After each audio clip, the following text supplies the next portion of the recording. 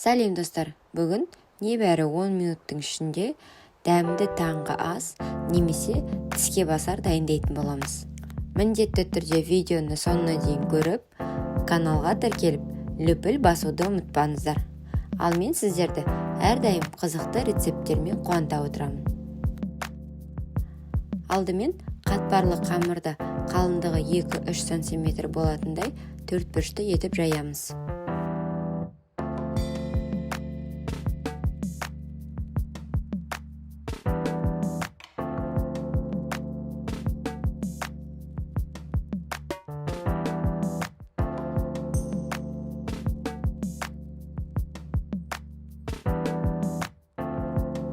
Қамырымызды жайып болған соң, үстіне видеодағыдай шұжықтарды салып, қамырдың екінші бетіне ірімшікті үккіштен өткізіп жаямыз.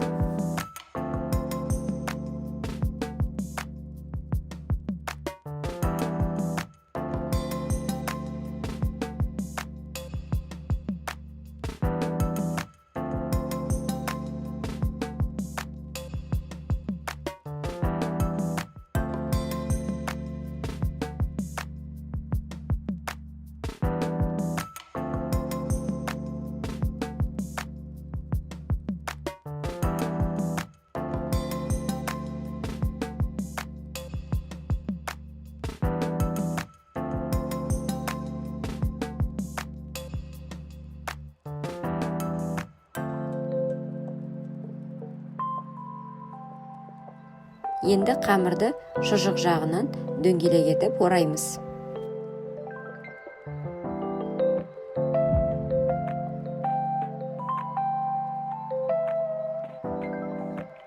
Орап болған соң қамырды қысуды ұмытпаңыздар.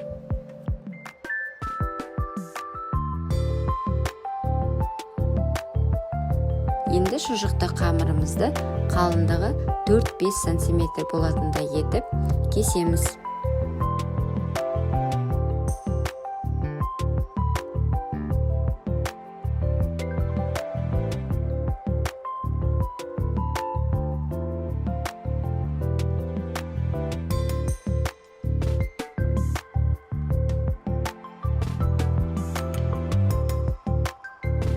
Шұжықты қамырымызды кесіп болған соң, бетіне жұмыртқаның сарысын жағып, 180 градус қызып тұрған пеште 10-15 минутқа дайын болғанша пісіреміз.